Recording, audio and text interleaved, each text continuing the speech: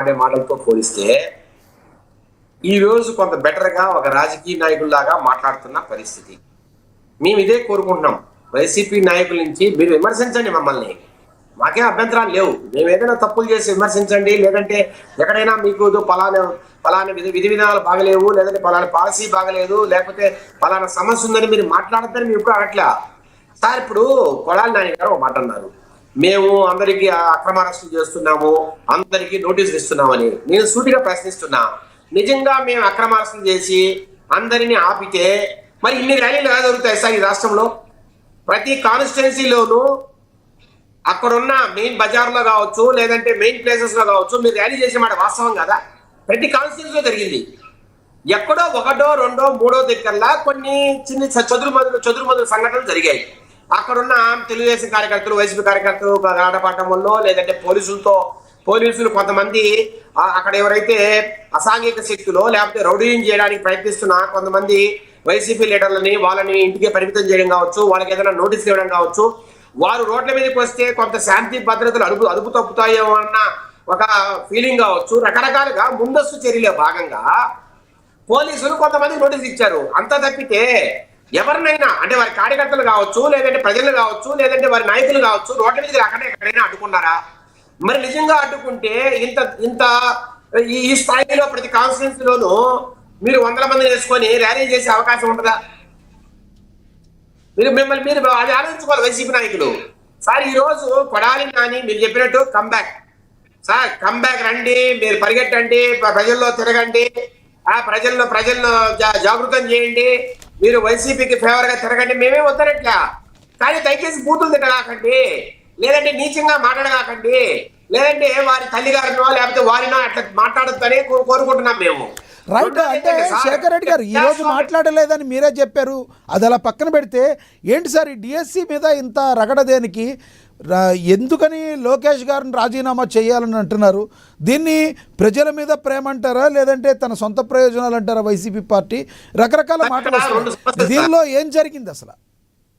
ఇక్కడ 2 సమస్యలు సార్. ఒకటి, ఇంతకాలం స్తబ్దుగా ఉన్న వైసీపీ నాయకులు, అంటే ఏ ఇష్యూ మీద రోడ్ల మీదకి రాని వైసీపీ నాయకులు అప్పుడెప్పుడో ఈ పీపీపీ మోడల్లో మెడికల్ కాలేజెస్ కోసము కొన్ని సంతకాల సేకరణ ఒక్కసారి బయటకు వచ్చిన నేపథ్యం తప్పితే మళ్ళీ ఈసారి ఆల్మోస్ట్ ఒక 10 రోజుల పాటు, అంటే ఒకసారి రిలీజ్ చేయడం కావచ్చు, తర్వాత కలెక్టర్లకు రిప్రజెంటేషన్ ఇవ్వడం కావచ్చు, లేదంటే 6వ తేదీ నుంచి 2వ తేదీ దాకా ఆ రిలే హంగర్ స్ట్రైక్ చేయడం కావచ్చు, మరి నిన్న మళ్ళీ కూడా ర్యాలీలు నిర్వహించడం కావచ్చు. అంటే ఇంత పెద్ద స్థాయిలో మొట్టమొదటిసారిగా వీళ్ళు రోడ్ల మీదకి వచ్చారు. అంటే కాక్రోచ్ జనతా పార్టీ యొక్క ప్రభావం పడి ఉంటుందంటారా? ఈ రాష్ట్రంలో వైసీపీ నాయకులు ఇంకా బతికే ఉన్నారు, పార్టీ బతికే ఉంది.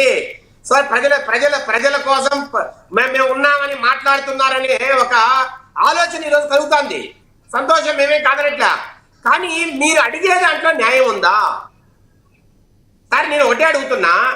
ఇప్పుడు నీట్ ఎగ్జామ్ ఉంది, సెంట్రల్ లో నీట్ ఎగ్జామ్ జరిగింది, national eligibility cum entrance test.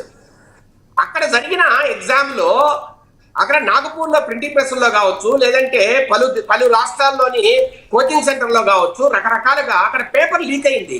అది పూర్తిగా బయటకు జరిగిలా సెంట్రల్ గవర్నమెంట్ రకరకాల వ్యవస్థలతో దర్యాప్తు చేయించి అక్కడ నిజంగా లీక్ అయిందని నిర్ధారించుకొని ఖచ్చితంగా మళ్ళా మేము రీస్కెడ్యూల్ చేస్తాం ఎగ్జామ్ ను, మళ్ళా ఎగ్జామ్ నిర్వహిస్తామని సెంట్రల్ గవర్నమెంట్ చెప్పింది.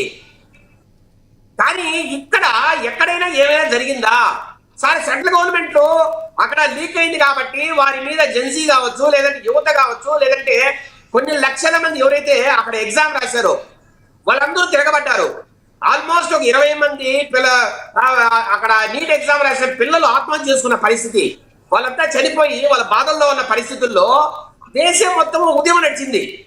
జంతర్ మంతర్లో స్టార్ట్ అయిన ఉద్యమము అక్కడ నార్త్ ఇండియా కావచ్చు, అట్లాగే సౌత్ ఇండియా వరకు పాకి చాలా వరకు ఎవరైతే ఎగ్జామ్స్ రాశారో వాళ్ళంతా రోడ్ల మీదకి వచ్చారు. మరి ఇక్కడ ఆంధ్రప్రదేశ్ లో అలాంటి వాతావరణం ఎక్కడైనా ఉందా? నేను సింపుల్ గా అడుగుతున్నా సార్. అసలు సార్ నోటిఫికేషన్ ఇచ్చింది ఎప్పుడు సార్? స్పోర్ట్స్ కోటాకి ఏప్రిల్ 2025లో రాంప్రసాద్ రెడ్డి స్పోర్ట్స్ మినిస్టర్ ఆయన ఒక ప్రెస్ మీట్ పెట్టి, ఇదిగో అయ్యా 421 పోస్టులు ఉన్నాయి, ఇదిగో ఈ విధంగా విధి విధానాలు ఇలా మేము ఫిలప్ చేస్తున్నాం, ఇదిగో ఈ జీవోలు ఇచ్చాం, ఇవన్నీ కూడా ఆ రోజు ఇచ్చారు. మరి ఆ ఏప్రిల్లోనే మీరు ఇంకో ప్రెస్ మీట్ పెట్టి అయ్యా ఇది ఇట్లా చేయడం న్యాయం కాదని మీరు ఎవరైనా మాట్లాడారా? లేదు. తర్వాత ఈ డిఎస్సి నోటిఫికేషన్ ఇచ్చిన తర్వాత అందరూ అప్లికేషన్ ఇచ్చారు. అప్లికేషన్ ఇచ్చిన తర్వాత ఆ విధి విధానాలన్నీ మీరు చూశారు.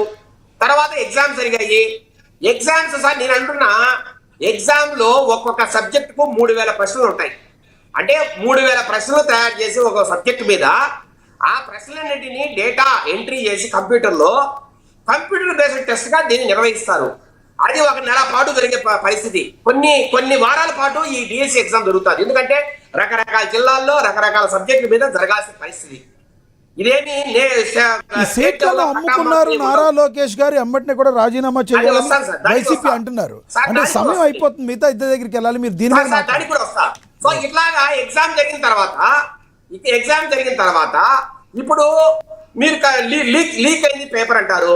లీక్ అవడానికి ఛాన్సే లేదు. ఈ మాదిరిగా ఇట్లా 8,000 క్వశ్చన్స్ ఉంటాయి, ఎన్ని జంబుల్డ్ క్వశ్చన్స్ సార్. ఒక అభ్యర్థిని ఎనకా ముందు ఉన్న అభ్యర్థులకే ఒక రకమైన క్వశ్చన్స్ రావు. సేమ్ క్వశ్చన్స్ ఎనకా ముందు ఉన్న అభ్యర్థులకు కూడా రావు. ఒక అభ్యర్థికి ఒక రకమైన క్వశ్చన్లు వస్తాయి, ఇంకొక అభ్యర్థికి ఇంకొక వేరే క్వశ్చన్లు వస్తాయి. మళ్ళా వారి రకమైన మూడో అభ్యర్థికి ఇంకో రకమైన క్వశ్చన్లు వస్తాయి. అంటే ఈ జంబుల్డ్ క్వశ్చన్స్ సార్ ఇవి.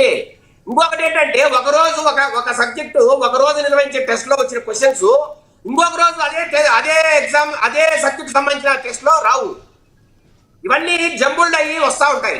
కాబట్టి పేపర్ లీక్ అయ్యే పరిస్థితి లేదని మేము గంటాబద్ధంగా చెప్తున్నాం. పేపర్ లీక్ అవడం అంటే 3000 క్వశ్చన్లు ఎవరికైనా తెలియాలి. అది సాధ్యమా? రెండో మాట నెంబర్ 1 ర్యాంక్ వచ్చిన ఒక వ్యక్తి మీరు జాబ్ ఇవ్వలేదు అంటారు సార్. అతను ఎన్ఓసి తీసుకోలేదు, అట్లాగే సర్టిఫికేట్స్ వెరిఫికేషన్ రావట్లేదని మేము క్లియర్ గా చెప్పాం. దానివల్ల ఇవ్వలేదని మాట్లాడాం. మళ్ళీ దాని మీదే క్వశ్చన్ చేస్తారు. మూడోది స్పోర్ట్స్ కోటాలో సార్ 421 పోస్టులు ఉన్నాయి. వచ్చింది 379 మంది పోస్టులు ఫిలప్ అయ్యాయి సార్. దానికి సంబంధించి రకరకాల విధి విధానాలు మేము ప్రకటించాం. ఆ విధి విధానం లోబడే అందరూ కూడా స్పోర్ట్స్ సర్టిఫికెట్స్ ఇచ్చారు సార్. కొంతమంది ఏమంటారు, జూడో అసోసియేషన్ మీ భరత్ ఎంపీ ఉన్నాడు కదా, ఆయన దానికి చైర్మన్ కాబట్టి మీరు అన్ని తప్పుడు సర్టిఫికెట్లు ఇచ్చారంటారు. అసలు భరత్ జూడో అసోసియేషన్ చైర్మన్ ఏంటి ఎప్పుడు సార్? మే 2025 అయ్యాడు. అప్పటికి ఎగ్జామ్ స్టార్ట్ అయిపోయింది. అప్పటికి స్పోర్ట్స్ సర్టిఫికేట్స్ అన్ని ఇచ్చేసారు. అంత ముందు కూడా కొన్ని సంవత్సరాల ముందే స్పోర్ట్స్ సర్టిఫికేట్ తెచ్చుకున్నారు వాళ్ళు. రైట్. అట్లాగే సాఫ్ట్ బాల్ అసోసియేషన్ కి కోన రవికుమార్ చైర్మన్ అంటారు.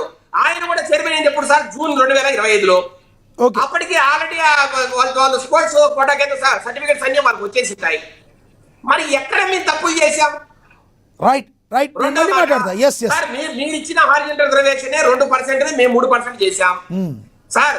ఏం చెప్పాం సార్? ప్రొఫెషనల్ క్వాలిఫికేషన్స్ అన్ని ఉండాలి.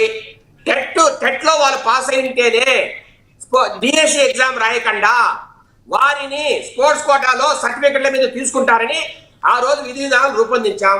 దాని ప్రకారమే ఫిలప్ చేశాం. ఇక ఎక్కడ తప్పులున్నాయి? ఇది అమ్ముకునే పరిస్థితి ఎక్కడుంది? లేదు. మీరెవరైనా ఒక్క ఆధారంగా చూపగలిగారా? జగన్మోహన్ రెడ్డి గారు ఆయన ఆఫీసులో 26 మందితో మీటింగ్ పెట్టాడు. ఆ 26 మందికి ఎక్స్ప్లెనేషన్ ఇచ్చారు విద్యాశాఖ అధికారులు, శాఖ అధికారులు. ఈ మధ్యలో 2-3 మళ్ళా మాట్లాడితే కూడా, భాస్కర్ రెడ్డి అని ఒక వ్యక్తి మాట్లాడితే కూడా వారికి కూడా మళ్ళా ప్రెస్ మీట్ పెట్టి వారికి ఎక్స్ప్లెనేషన్ ఇచ్చిన పరిస్థితి లేదు. ఇంకెవరన్నా ఉంటారంటే మాట్లాడదాం.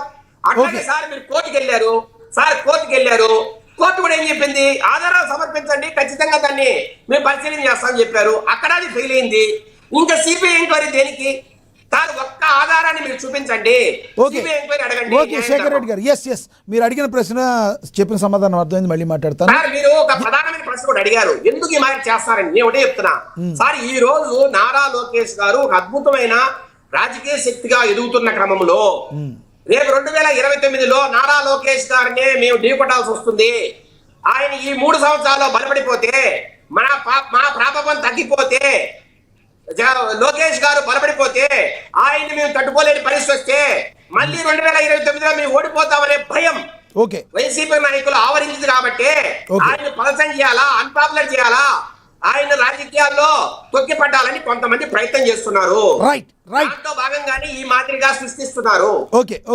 ఓకే విజయశేఖర్ రెడ్డి గారు, మీ అభిప్రాయం అర్థమైంది, మళ్ళీ మాట్లాడతాను. అందుబాటులో ఉండండి. మనతోటి ఎల్ఎం మోహన్ రెడ్డి గారు, వైసీపీ అధికార ప్రతినిధి, ఆయనతో మాట్లాడదాం.